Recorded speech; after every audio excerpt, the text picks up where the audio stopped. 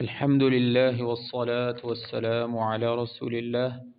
أما بعد، رب اشرح لي صدري ويسر لي أمري واحلل عقدة من لساني يفقه قولي.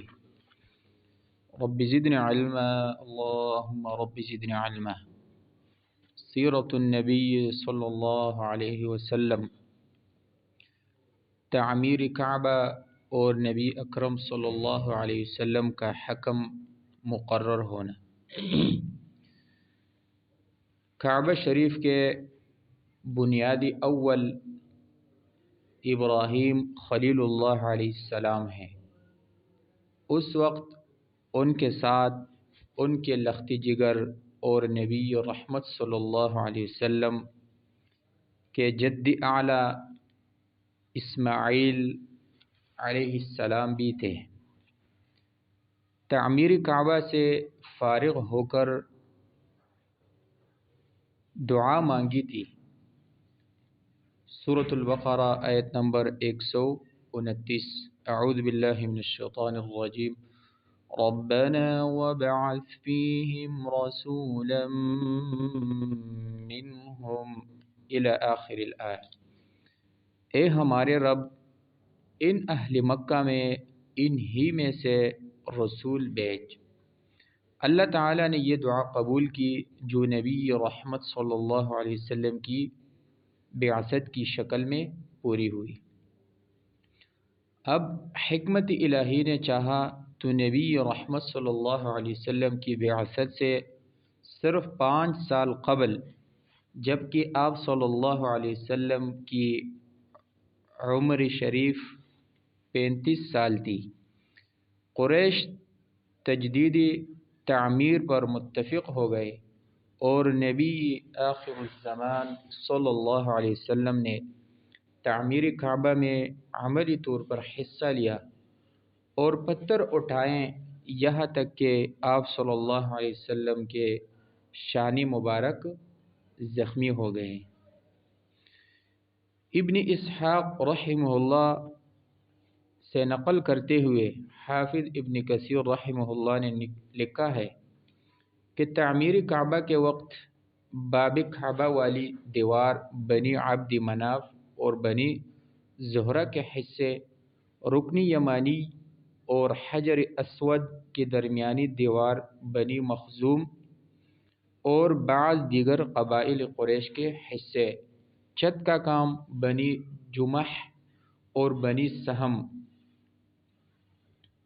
کے حصے اور حطیم کی طرف والی دیوار بنی عبد الدار کے حصے میں آئی، جبکہ حطیم کی دیوار بنی اسد ابن عبد العزیٰ اور بنی عدی ابن کعب کے حصے آئی تھی۔ البدایہ والنہایہ جلد نمبر 2 صفحہ نمبر 303۔ کعبہ شریف کی عمارت پر اب چھت ڈال دی گئی تھی، مگر سامان تعمیر چونکہ کافی نہ تھا، لہذا ایک طرف سے کچھ جگہ چھوڑ کر بنیادیں قائم کی گئی اور اس حصے کے گرد 4 دیوار کھینچ دی کہ پھر کبھی موقع بنا تو شامل کر لیں گے۔ یہی نصف دیوار اور یہی نصف دائرہ کی شکل والا حصہ حطیم کہلاتا ہے، جس کے بارے میں عہد نبوت میں آپ صلی اللہ علیہ وسلم نے ارادہ فرمایا تھا کہ اسے بھی کعبہ میں شامل کر دو، مگر پھر خیال آیا کہ لوگ نئے مسلمان ہوئے ہیں، دیوار کعبہ کو گرانے سے کہیں بدگمان نہ ہو جائے۔ یہ روایت صحیح بخاری 1583، 1584، 1585 اور 1586 اور 126 نمبر پر یہ روایت موجود ہے۔ کعبہ شریف کی چھت 6 ستونوں پر 15 میٹر اونچی ہے۔ باب کعبہ زمین سے 2 میٹر اور حجر اسود زمینی مطاف سے 1.5 میٹر اونچائی پر ہے۔ باب کعبہ اور مقابل والی دیوار کی لمبائی 12 میٹر اور رکن یمانی اور حجر اسود کی درمیانی اور اس کی مقابل والی دیوار کی لمبائی 10 میٹر ہے۔ یہ سیرۃ ابن ہشام جلد نمبر 1 صفحہ نمبر 181 اور 182۔ بعثت نبوی صلی اللہ علیہ وسلم کے بعد تعمیر کعبہ اور چند حکایتیں۔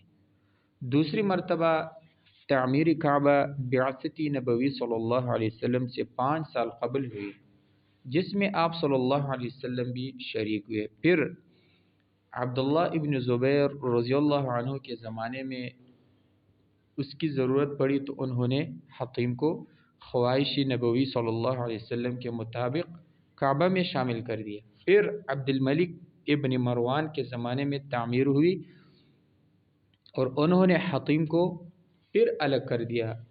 اس کے بعد سے اب تک اسی حالت پر ہے۔ امام سہیلی اور بعض دیگر سیرت نگاروں نے جو یہ لکھا ہے کہ سب سے پہلے فرشتوں نے خانہ کعبہ کی تعمیر کی، پھر آدم علیہ السلام نے، پھر ان کے بیٹے شیث علیہ السلام نے، اور آدم علیہ السلام نے اس کا طواف کیا۔ یہ سب بلا ثبوت اور بے اصل باتیں ہیں۔ کسی صحیح حدیث سے ان امور کا پتہ نہیں چلتا، بلکہ قرآن اور سنت سے اسی بات کی تائید ہوتی ہے کہ اولین بنیاد کعبہ ابراہیم علیہ السلام ہی تھے۔ سورۃ البقرہ آیت نمبر 129۔ نیز یہ بھی لکھا ہے جب طوفان نوح علیہ السلام آیا تو کعبہ شریف موجود تھا مگر پانی اس پر نہیں چڑھ سکا۔ نوح علیہ السلام نے سفینے میں بیٹھے بیٹھے اس کا طواف کیا۔ سب سے پہلے ایک مچھلی نے کعبہ کی پناہ مانگی تھی جو چھوٹی سی تھی اور بڑی مچھلی سے ڈر گئی تھی۔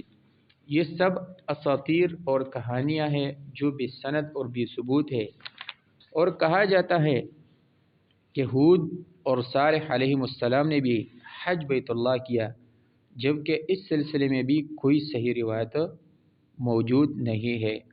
اور اسی طرح امام سہیلی اور حافظ ابن کثیر نے البدایہ میں پرانی عمارت کعبہ کے تعمیر کرنے کے دوران میں ایک غدایاسا کو نہ پتھر ملنے کی حکایت نقل کی ہے، جس میں انی انا ذو بکا الی آخر لکھا تھا۔